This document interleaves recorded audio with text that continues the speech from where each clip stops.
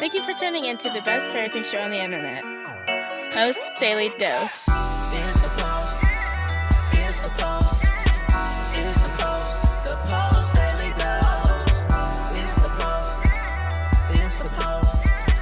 It's the Post. The Post Daily Dose. It's the Post. It's the Post.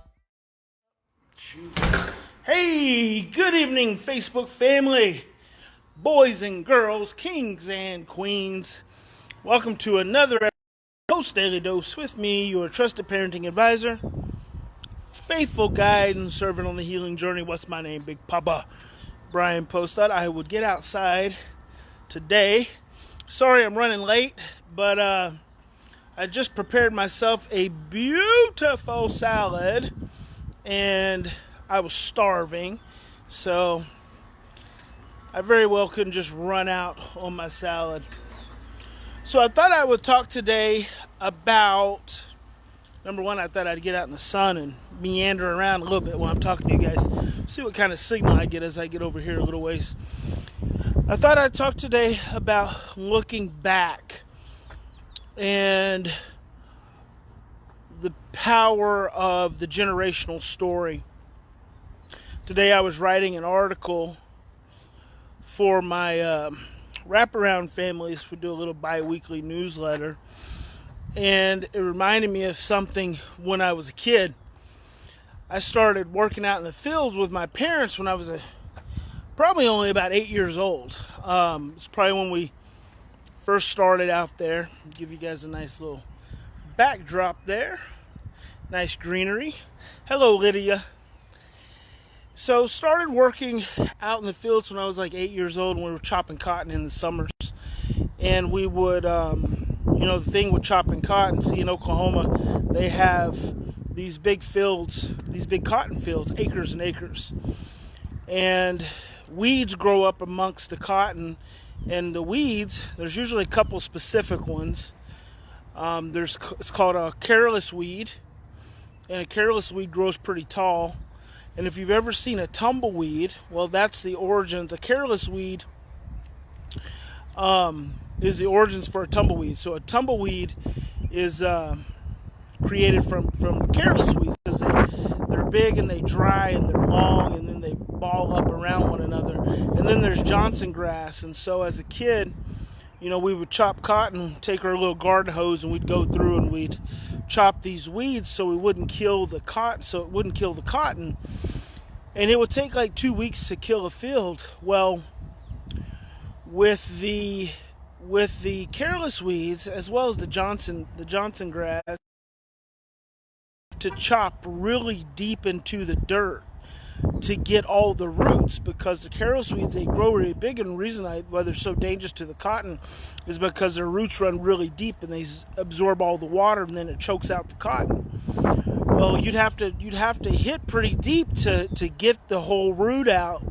And the thing is these careless weeds would be really big, and on the surface there'd be a lot of small roots, but usually there was just one big root that kind of anchored it to the ground.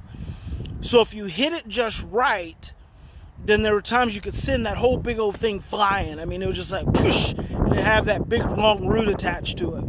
And then literally it wouldn't take long before the ground would be wet from the moisture that weed was absorbing. But see, the thing was, if you didn't chop it all the way down underneath and get the root out, in about 5 days, that sucker would shoot right back up, and you'd be halfway across the field, and maybe be like about a day. We'd usually be back out in the field. We'd go in the morning times and we'd go in the evening, but you'd go be about halfway through the field, and you look over and be a big old weed sticking out in the middle of this really beautiful pasture, this field of cotton stalks. And so then what happened, you'd have to tramp back across, and of course while you're traipsing back across, you're seeing a lot of other small little weeds, and you're having to hit them and anything. So you have to get it really deep. And what made me think about that was, actually I was talking about looking back, the power of generational impact on who we are. And I was thinking about how we get upset with our kids, but we don't look back when we're looking at, or when we're getting upset with our kids. All we're doing is looking at them in that moment. But what we don't realize is that what you're experiencing in that moment is typically rooted much deeper in something in the past. It's like that careless weed that you didn't get all the way unearthed. You didn't get those roots all the way unearthed. And now, years later, in this instance, it's showing up again. And it is having an impact. And so I am just curious, and there's something I really want you to think about, is the next time you find yourself getting frustrated with your child, I just want you to try this. I want you to try this 3 times. I want you to pause, and I want you to ask yourself, when have I felt this way before? This exact way I'm feeling right now. And let's see, if it's something you're getting frustrated, ask yourself if that's something your parents would have gotten frustrated with you about. Something you would have gotten when you were a child.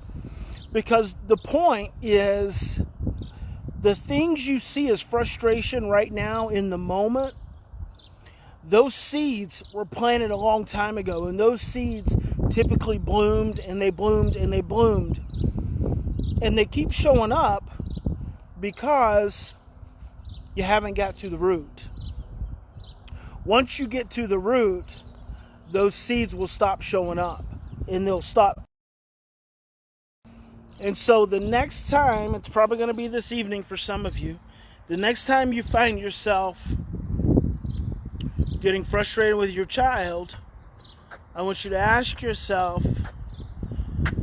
when have I experienced this emotion?